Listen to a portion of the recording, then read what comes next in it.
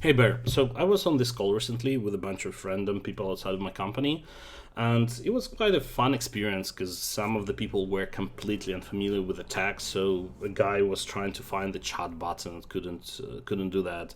A lady was constantly turning her video on and off.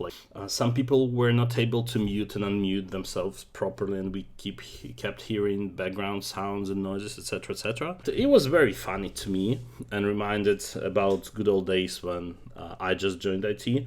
My reaction reminded me about the bubbles, the informational bubbles, or the echo chambers as they are often called.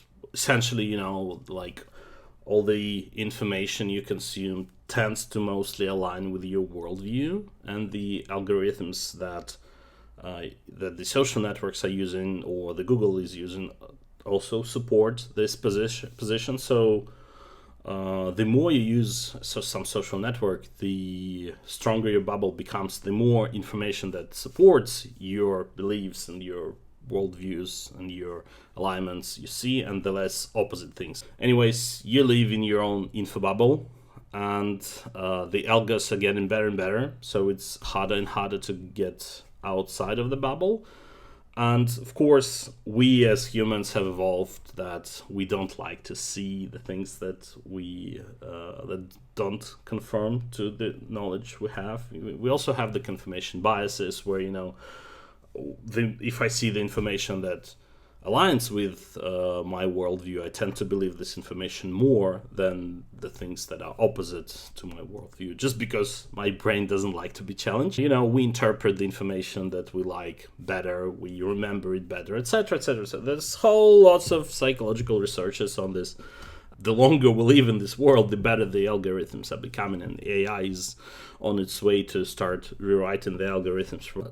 In addition to that, you need to also think about the fact that essentially every human is just a big meat and bones puppet that is controlled by their brain, and me is the brain.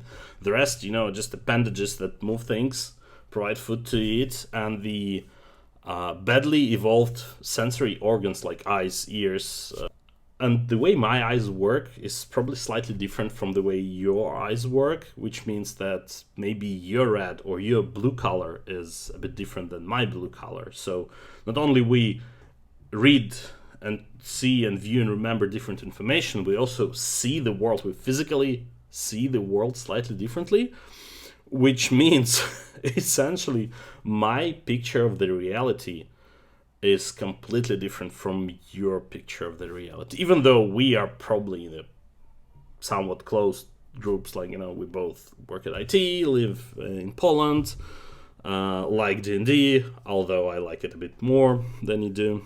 When's your one shot, by the way. Anyways, so the bubble is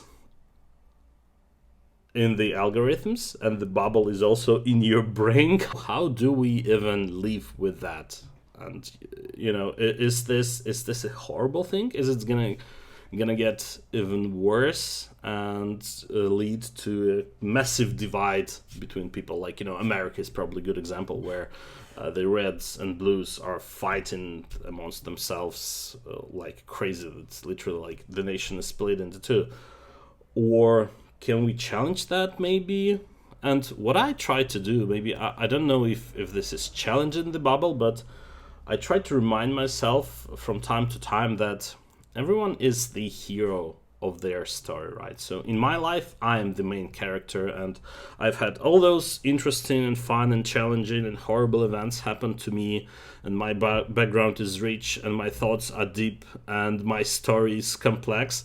But at the same time, so is yours. So is this bus's driver. So is this lady from the grocery store. They have kids. They went to school. They've had their first love, and they have their own story. So I try to, at least I think I try to look at things from different angles and different perspectives, and keep reminding myself that all the people are actually heroes of their stories. But I don't know. I don't have a conclusion to this one. I don't know where I'm leading with this one. It's been a bit of a rambling. So, yeah. Do you ever think about the bubbles we live in?